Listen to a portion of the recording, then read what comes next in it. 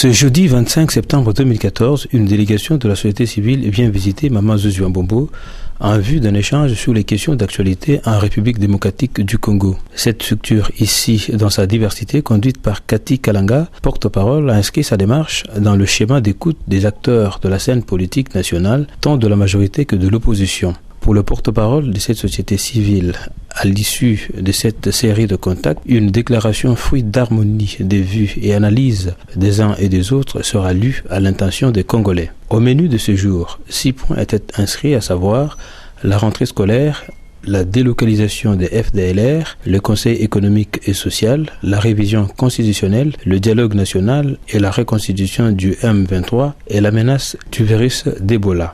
Le tout contenu dans un mémo remis à l'occasion à leur hôte, Maman Zuzu Mbombo, TKM. Abordant la question de la rentrée scolaire, Maman Zuzu Mbombo, TKM, pense que l'État congolais doit jouer le vrai rôle, celui du premier responsable de l'éducation. Donnez la réponse dans la deuxième partie quand vous dites face à l'engagement pris par le gouvernement d'assurer la gratuité de l'enseignement. Je crois que lorsque on gouverne le pays, il y a des priorités. C'est ça que je regrette dans notre pays, dans notre manière de faire. Le Congo est reconnu comme un scandale géologique. Le Congo est reconnu comme un pays qui détient les minéraux qui sont recherchés dans le monde. Je lisais sur le net il y a 3 jours, lorsqu'on avait découvert que il y a plus de 60% de nos minéraux qui partent en fraude, qui passent en fraude. Moi, je pense que le problème peut être résolu si le gouvernement peut essayer de mettre un frein à la fraude. À ce moment-là, il va avoir le moyen pour pouvoir payer mieux les enseignants, parce que même si on est magicien, dites-moi comment on peut gérer $100 pendant 30 jours. Parce que la plupart des enseignants, c'est 80 000, 90 000 francs congolais. Et la plupart ont 4-5 enfants. Est-ce que à ces enfants, on ne peut même pas leur acheter l'aspirine quand ils sont malades? Ne fût-ce qu'une tablette d'aspirine. Vous n'avez rien qui coûte moins de 300 francs. Donc, le problème, c'est dans la recherche des moyens par notre gouvernement pour mieux payer les parents, pour qu'ils puissent réellement appliquer la gratuité de l'enseignement qui avait été promis depuis de longues années. Ça va soulager les charges des parents. Nous suivons tous sur les chaînes, il y a beaucoup de parents qui se plaignent. Quand vous avez 4-5 enfants pour leur acheter des cahiers, c'est tout un problème. Mais si au moins l'État pouvait accorder la gratuité des parents et des manuels scolaires, ne fût-ce que pour les 6 premières années,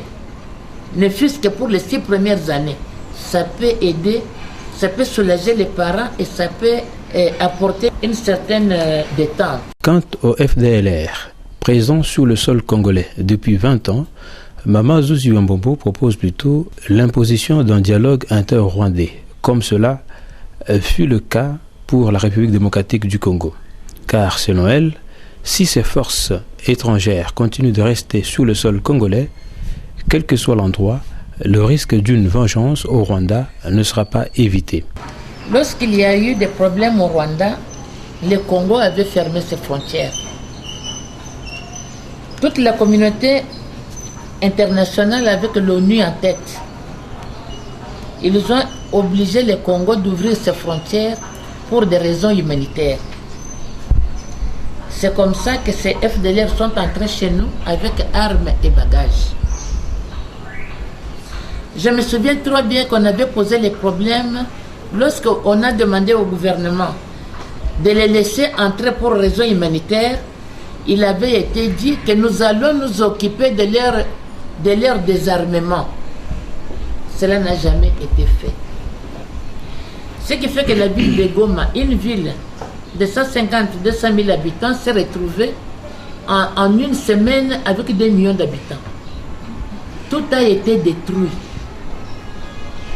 Tout a été détruit parce qu'ils devaient couper les arbres pour faire les abris, etc., etc. Donc c'était une vraie catastrophe. Et cette raison humanitaire, depuis qu'ils sont entrés, plus de 20 ans. Moi, je pense qu'il y a une injustice dans les chefs de la communauté internationale qui veut faire la politique de 2 poids et 2 mesures. Nous, les Congolais, nous nous sommes entretués aussi, toujours à l'est là. Ils nous ont obligés de nous réconcilier avec le dialogue intercongolais. Il y a eu des femmes qui ont été enterrées vivantes. Rappelez-vous des massacres de Makobola. Il y a eu des femmes qui ont été enterrées vivantes. Je me rappelle la scène, c'était pour ceux qui étaient là, s'il y en a parmi vous, les premiers jours dans la salle, lorsqu'on chantait l'hymne national, il y a des gens qui pleuraient. Il y avait une grande émotion. Ceux qui avaient perdu des parents, mais pour l'intérêt général, on devait se serrer les coudes. On devait s'accepter. Et nous avons tenu notre dialogue intercongolais. Les pays étaient divisés en 3, rappelez-vous. Le MLC avait une partie, l'RCD avait une partie et nous ici. Nous avons dit, on nous a donné l'implication de Saint-Egidio qui ont fait des va-et-vient. Massira est venu ici. Bref, l'opposition qui ne se parlait pas avec le pouvoir et tout, nous qui avions été arrêtés plusieurs fois, nous avons transcendé tout ça pour dire on ne s'appartient pas, personne n'a le droit de prendre le pays en otage. Nous nous sommes réconciliés. Pourquoi cette communauté internationale ne peut pas entreprendre la même démarche en direction du Rwanda? Quand ils disent qu'on va les envoyer à l'Est, on va les envoyer dans la province orientale, on va les envoyer au Kasaï, on va les envoyer. Mais ce sont des gens qui vont rester éternellement frustrés. Et cette frustration, ils vont chercher à rentrer chez eux de gré ou de force. Pourquoi ne pas imposer au Rwanda l'obligation de tenir leur dialogue inter-rwandais? Parce que qu'on ne le veuille pas, les Hutus et les Tutsis sont entretués de la même manière. Rappelez-vous ce qui s'est passé à Kisangani. Combien de Hutus n'ont-ils pas été tués à Kisangani et à l'Équateur? Il y a des archives. Mais même si on dit qu'il y en a qui ont déposé les armes et qui sont rentrés par... qui se sont présentés, qui sont rentrés chez eux, mais ceux qui sont restés, ils peuvent les utiliser. Ils peuvent être aussi la cause de tension. Pourquoi ne pas, par des négociations, les obliger de se réconcilier parce que les Rwandais appartiennent aux Hutus et aux Tutsis. On ne peut pas gérer un pays en gardant la rancune. C'est impossible. On ne peut pas gérer un pays en refusant le pardon. Donc, moi, je déplore, et je l'ai toujours dit dans mes prises de position, je déplore on dirait qu'il y a une complicité de la communauté internationale qui ne permet pas à ce qu'on fasse au Rwanda ce qu'on nous a obligés de faire. Mais c'est un tort, parce que nous, en l'ayant fait, nous avons recouvré la paix, le pays a été réconcilié. Ce n'était pas facile, mais au moins, nous avons montré la preuve que nous étions capables de transcender nos divergences, de transcender nos opinions. Donc moi, je suis contre cette affaire de transférer ces gens dans une autre province que là où ils sont. Qu'on les envoie chez eux. Qu'on puisse tenir leur dialogue inter-rwandais, qu'on puisse incorporer dans l'armée ceux qui veulent rester militaires, ou dans la vie civile, ou démobiliser ceux qui doivent être démobilisés, qu'on puisse les intégrer dans la vie civile Et là, au moins, on peut dire que les gens vont petit à petit oublier. Mais tant qu'on va toujours utiliser le prétexte que ce sont des génocidaires, mais il n'y a pas qu'eux qui ont été génocidaires. Nous aussi, d'entre nous, il y avait aussi des génocidaires congolais qui ont tué d'autres Congolais. Mais nous avons accepté de nous pardonner mutuellement et de nous réconcilier. Ce n'est pas facile. Mais nous l'avons fait. Il y a maintenant les institutions qui sont en place. Pourquoi on ne peut pas obliger au Rwanda de le faire? Tel est mon avis. Alors que la République démocratique du Congo a déjà dépassé le niveau des conflits armés, grâce notamment au pourparlers de Kampala, parler d'un retour au maquis du M23 resterait une aberration à la bonne foi du gouvernement qui a fait plus, notamment accorder l'amnistie à tous ceux qui ont pris les armes. Pour elle, le gouvernement doit se garder de commettre l'erreur de réintroduire les milices dans les rangs des forces armées de la République démocratique du Congo. Au sujet de la révision constitutionnelle, Maman Zozua Mbombo laisse le choix aux juristes d'émettre les avis techniques sur ce sujet. Mais comme acteur politique, elle renvoie à l'exposé des motifs de la Constitution et à la thématique bonne gouvernance lors des concertations nationales. Cette Constitution, dans quelles conditions elle avait été négociée? Elle avait été négociée, pas élaborée. Lorsque nous sommes allés à Saint-Tite, il faut savoir, on a été faire quoi? Si on prend en considération ce qu'on a été faire à Saint-Tite, on va respecter la Constitution. Le pays était divisé à 3. Nous avons décidé, après plusieurs médiations, de nous mettre ensemble pour nous réconcilier. Et là, les belligérants des 3 bords, plus la société civile, elle était là, nous nous sommes mis d'accord sur les termes qui sont dans cette Constitution. Est-ce que si on veut changer aujourd'hui, en disant que c'est une Constitution de belligérants, est-ce que nous sommes dans les bons? Je ne sais pas. Mais selon ma compréhension, j'ai dit non. C'est une tricherie. Les accords de paix, bons ou mauvais, on doit les respecter. La Constitution négociée à Sun City par les belligérants, nous considérons ça comme étant les accords de paix. Parce que c'est grâce à ces accords que les uns et les autres ont accepté de déposer les armes avec tous les avantages qu'ils avaient de part et d'autre pour se mettre ensemble et reconstruire notre pays. Des deux, nous sommes allés aux concertations. Aux concertations aussi, nous nous sommes dit la même chose. J'ai lu un peu ce que nous avons mis dans la thématique gouvernance.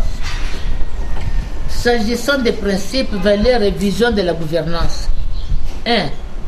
Affirmer l'engagement de toutes les parties à consolider la cohésion nationale, à sauvegarder le pacte républicain, notamment par le strict respect de la Constitution, particulièrement dans ses dispositions voulues intangibles par les souverains primaires, relatives au respect de la forme républicaine de l'État, du principe des suffrages universels, de la forme représentative du gouvernement, du nombre de la durée du mandat du président de la République, de l'indépendance du pouvoir judiciaire, du pluralisme politique et syndical, de la non-réduction des droits et libertés de la personne ou des prérogatives des provinces et des entités territoriales décentralisées. Je m'arrête là. Maintenant que nous voulons revenir en arrière, est-ce que nous sommes dans les bons? J'ai dit non. La Constitution, c'est un pacte. Il faut le changer lorsque cela est nécessaire. Ceux qui veulent même toucher à l'article 220, ma compréhension est celle-ci. Jusqu'ici, le président de la République ne s'est jamais prononcé. Ce que moi, je pourrais proposer, ce qui manque à notre système, on doit sécuriser les chefs de l'État qui vont quitter les fonctions. On doit sécuriser leurs biens, on doit sécuriser leur famille, on doit sécuriser leurs personnes. Que chacun sache que si aujourd'hui j'ai mon mandat, Chirac, Sarkozy, en France, non? Mais mettons aussi les nôtres dans les conditions où psychologiquement ils doivent être préparés à se dire, si j'ai mes affaires, je vais continuer à vaquer à mes occupations. On peut même me consulter sur certains dossiers parce que les lois de mon pays me sécurisent. Parce que souvent, ce sont les lieutenants des uns et des autres qui poussent les chefs à l'erreur. Donc, les jours qu'on comprendra cela, on aidera le pays. Ce n'est pas le fait de quitter les fonctions qui pose problème, c'est la suite de ces faits-là et la suite de ceux qui ont travaillé avec le chef. On ne peut pas gérer un pays avec la rengaine. Non. C'est le fait de sécuriser ceux qui ont travaillé avec le pouvoir en place. Mais ils devaient le faire. On ne doit pas les condamner pour l'avoir fait. Mais ceux qui peuvent mandat et ali, mais batiki motomusoto tobake na élection, c'est de bonnes guerres. Oya koleka alekinaye. C'est moi ma manière de comprendre les choses. Ce débat me gêne. On insulte même les personnalités, on insulte même des évêques, on insulte, mais on va s'arrêter où? Ça ne va pas. Moi, je pense que nous devons nous reprendre en main, nous devons faire marche en arrière. On a une constitution, on doit la respecter. Et il y a certaines dispositions, c'est vrai, qui ont besoin d'être retouchées, telles que cette affaire d'un seul tour des élections présidentielles. Je n'ai jamais aimé ça. Parce qu'on risque d'avoir un chef qui est élu avec 25%. C'est pas bon. L'histoire de double nationalité, il faut le faire. Pour permettre à ceux de nôtres qui sont partis à l'étranger, qui ont acquis l'autorité, qui veulent aussi venir participer à la reconstruction, de le faire. Pour moi, la priorité actuelle, la priorité des priorités, c'est le recensement et l'identification. Nous sommes à combien? Chacun a son chiffre. À 60 millions, à 70 millions, à 80 millions, on ne sait pas. Donc l'argent qu'on va affecter au référendum, moi je pense qu'on fera œuvre utile si on peut demander au PNUD, avec les provinces, de nous assister. On peut en 1 année et demie terminer le recensement. Ça va nous permettre d'avoir la cartographie des élections très nette.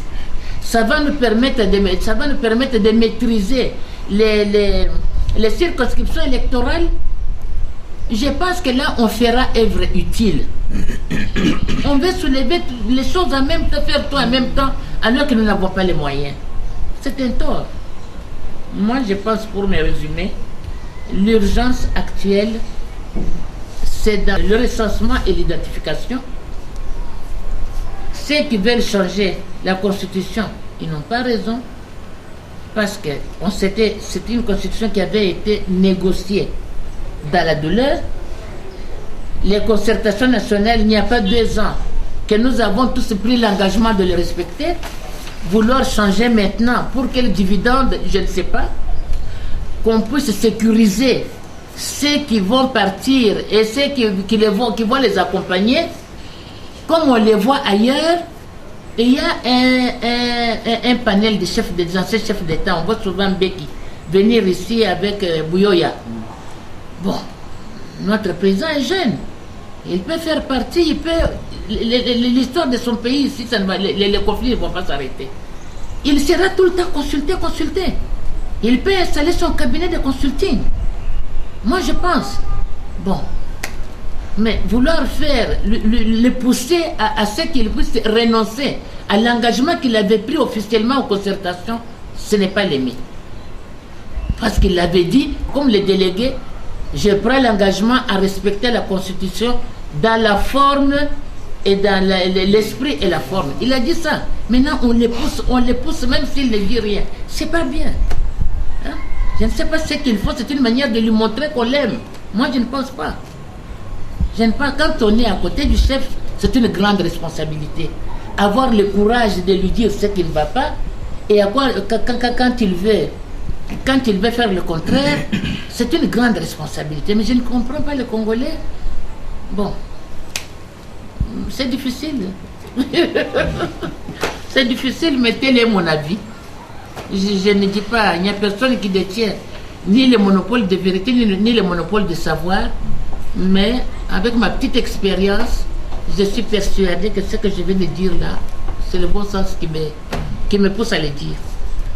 La confusion dans la pratique du petit commerce fait dire à Mama Zuzi que la Constitution, spécialement en son article 35 et la loi organique en la matière, ont déjà réglé la question. Mama Zuzi Mbombo n'a pas oublié l'épineuse question de la desserte en électricité et en eau potable.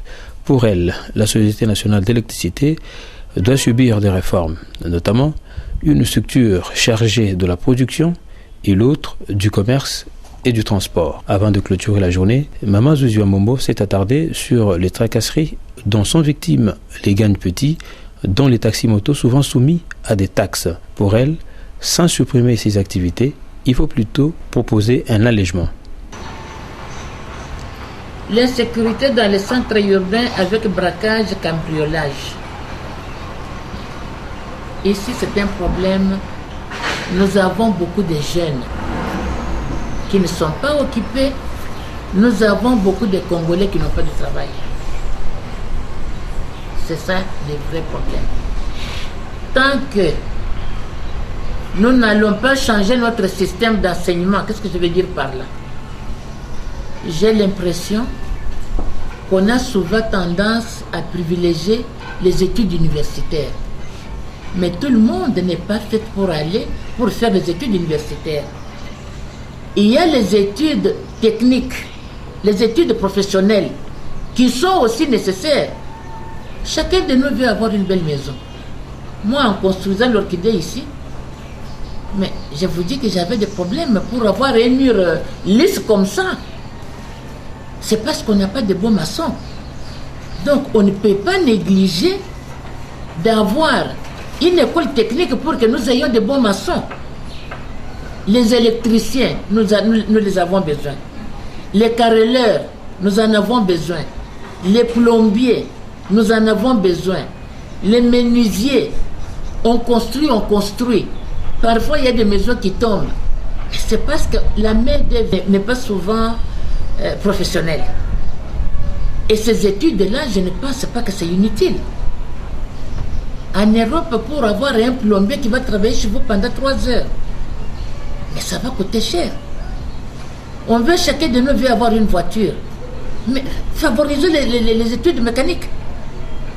Donc, on a négligé les choses essentielles qui peuvent être à la base d'une grande promotion sociale pour tous se focaliser. Il y a plein de juristes qui se discutent et qui se contredisent à tout bout de champ. Il y a trop d'économistes, il y a plein de politologues, il y a plein de qu'est-ce que j'ai encore? C'est un problème de volonté politique. Il y en a qui peuvent faire les études universitaires. Nous ne disons pas non, mais ne considérons pas que les études techniques, que c'est laissé pour compte, c'est une erreur. Parce que ça va améliorer notre environnement. Ça va améliorer notre environnement. J'ai été gouverneur de la ville de Kinshasa, donc je vous parle en connaissance de cause. La commune de Kinshasa, la commune de Barumbu, la commune de Lingwala. Je peux parler aussi d'une commune, parce que la commune Kazavubu. Sur 100 parcelles, 60 n'ont pas de fosses septiques. C'est pas normal. D'où la plupart des maladies que nous déplorons. On préfère faire les raccordements, on fait un petit puits, on fait les raccordements jusque dans la canalisation. C'est un tort. Or, si on avait fait vraiment l'urbanisation, on a construit même sur les fosses septiques, c'est pas possible. Donc c'est un problème de volonté politique d'instruire les ministères des Travaux publics, les ministères de l'urbanisme, pour qu'on puisse revoir tous les systèmes de fonctionnement de notre environnement. Et là, on peut utiliser la main-d'œuvre. On peut résorber le chômage. Il y a plein de chômeurs. C'est ça qui justifie le cambriolage. Et de clôturer sur Ebola en insistant sur la sensibilisation tant sur le plan médiatique qu'au niveau des places publiques sur le danger de cette maladie à virus Ebola. Bon, moi, j'ai beaucoup félicité la société civile pour cette initiative. Parce que vous savez que lorsque les politiques n'arrivent pas à accorder les leçons, comme on dit, la société civile est une force neutre qui nous aide à remettre les choses au milieu du village. Et je me suis permise de donner un conseil pour que cette société civile reste réellement au milieu du village et ne soit pas assujettie à un cas quelconque. À ce moment-là, en la recevant, tous nous serons tenus à écouter ce qu'elle nous dit. Parce qu'elle le fait non pas pour un intérêt personnel, en sachant qu'elle le fait pour l'intérêt de notre pays. Mais en tout cas, moi, je le félicite.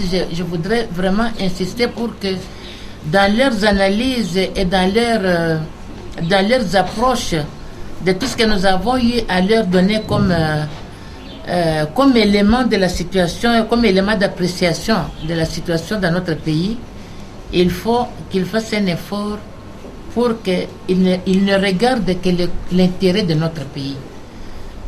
Le Congo est un patrimoine commun. Personne n'a le droit de le prendre en otage.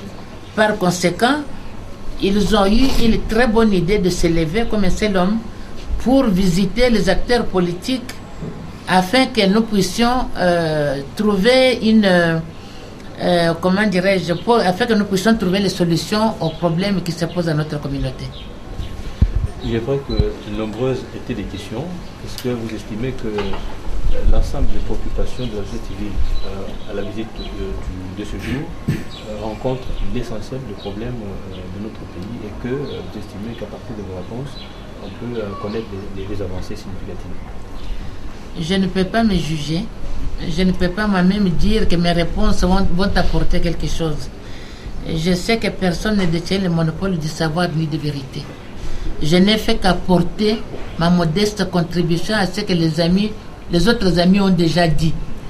Et à eux à faire la sélection, à eux à prendre ce qui va nous faire avancer, à eux à voir ce qu'il faut présenter à la communauté nationale et internationale comme résultat de leur démarche, de leur contact. Moi, j'ai beaucoup apprécié parce qu'ils ont relevé tous les problèmes qui touchent la société, que ce soit les problèmes qui concernent l'enseignement, que les problèmes qui concernent l'éducation, qui concernent la sécurité, qui concernent les petits commerces et l'économie. En tout cas, ils ont été très bien inspirés.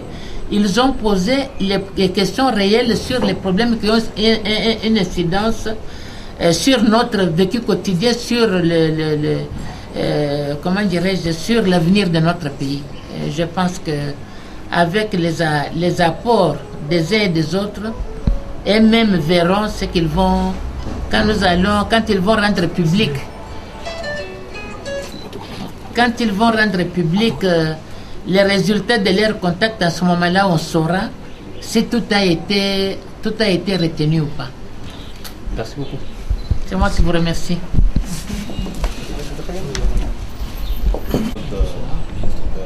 Plateforme et des partis politiques dans notre pays. Aujourd'hui, vous avez été avec Damazouzi. D'abord, est-ce que vous-même, à ce stade, vous êtes très satisfait du travail que vous avez fait? Merci pour la question. Je voudrais relever une chose. C'est-à-dire que nous avons été voir le regroupement politique, le parti politique et les personnalités. Aujourd'hui, nous avons été reçus par Maman Zouzi, dont nous supposons être une bibliothèque. Parce qu'elle nous a expliqué beaucoup de choses. Et ce que nous avons ignoré, nous l'avons appris ici. Et ça va nous permettre, lorsque nous allons élaborer notre conclusion, je crois qu'il y a beaucoup de choses que nous allons retenir d'elle, parce que c'est d'abord une mère. Vous savez que dans tout ce qui s'est passé dans notre pays, il n'y a pas eu une seule femme chef de guerre. Alors, pour cela, je crois qu'elle a évoqué beaucoup de problèmes qui aujourd'hui vont interpeller la population congolaise qui se veut voir demain vivre bien et dans la paix. Nous insistons parce que nous tenons à ce que nous puissions vivre dans la paix. Nous ne pouvons pas parler du développement de notre pays aujourd'hui sans la paix. Donc, elle a donné le meilleur d'elle-même. Quant à nous, nous allons faire notre travail. Nous vous remercions. Bonjour monsieur. Bonjour. Nous avons vu tout à l'heure dans la délégation de la société civile qui est venue à la rencontre de Maman Zouziou Mbombo. Quelles sont les impressions que vous avez à la suite de cette rencontre? Vraiment, je suis tellement trop heureux d'être reçu par la maman Zouziou Mbombo, laquelle je viens de découvrir en elle l'expertise, l'expérience, le vrai sens d'une dame politique dans notre pays. Ce que je viens de bénéficier, ce ne sont pas des réponses, mais je viens de sortir d'une classe. Je viens d'être formé. Toutes les questions qui lui ont été posées, les réponses ont été comme une formation politique. Nous avons parcouru par-ci par-là, nous avons contacté les hommes politiques de la majorité comme de l'opposition. Mais ce que je viens de bénéficier aujourd'hui, vraiment, ça, c'est une formation politique. Je suis très content, vraiment, que le Seigneur puisse combler encore beaucoup de temps de vivre pour continuer à nous former ici, nous qui venons de prendre place et sur cette scène de notre pays. Je sors vraiment, j'insiste que je sors d'une formation. Les réponses ont été pour moi une formation. Et je suis très content. Alors, de manière particulière, un point sur l'ensemble des questions que vous avez abordées, le point qui vous aura le plus marqué et la réponse en quoi vous a-t-elle satisfait? Bon, écoutez, ce que j'ai trouvé dans des réponses de maman n'était ni à gauche ni à droite. Quand il faudrait parler, par exemple, de problèmes de FDLR, elle a été claire pour dire que le FDLR nous a été imposé. Et il faudrait maintenant que la population congolaise puisse s'approprier de ces cas à travers la société civile pour que les gens là rentrent chez eux. Ça, c'est un des éléments importants. Quand il s'agit maintenant de dialogue, puisque les uns et les autres sont en train de réclamer le dialogue, maman a dit, quand on a appelé les uns et les autres pour être en concertation, c'était pour qu'on puisse dire tout ce qu'il faudrait dire. Et maintenant, ceux qui réclament le dialogue, quel a été l'élément oublié par ceux qui réclament le dialogue, enfin qu'on puisse y ajouter. Donc, j'ai trouvé en elle qu'elle n'était ni contre, ni pour, mais elle était au milieu dans toutes les questions que nous posions. Et c'est ce que j'ai dit, que c'était une formation que nous venons de bénéficier auprès d'elle. Alors, une toute petite dernière question. Alors, vous, société civile, on a retenu aussi que vous devriez plutôt avoir la place du milieu, sans appartenance à une tendance politique donnée. Vous êtes dans votre pluralité, qui fait toujours craindre, mais vous avez retenu bien des choses. Alors, qu'est-ce que vous dites aux téléspectateurs qui vous suivent en promesse par rapport à tout ce que vous avez appris? Écoutez, la société civile, la maman demandait à ce que nous soyons au milieu du village, c'est ce qui est tout à fait vrai. C'est ce qui est tout à fait vrai. Les questions qu'on est en train de poser, ou bien la démarche qu'on est en train de mener, c'est une démarche responsable. Et comme vous avez suivi notre porte-parole, elle a promis que nous ferions une déclaration responsable, une déclaration citoyenne. Et nous devons être réellement au milieu de notre village, puisque c'est une question de la République, c'est une charge que nous avons de notre population, et nous devons être honnêtes et impartials. Merci beaucoup.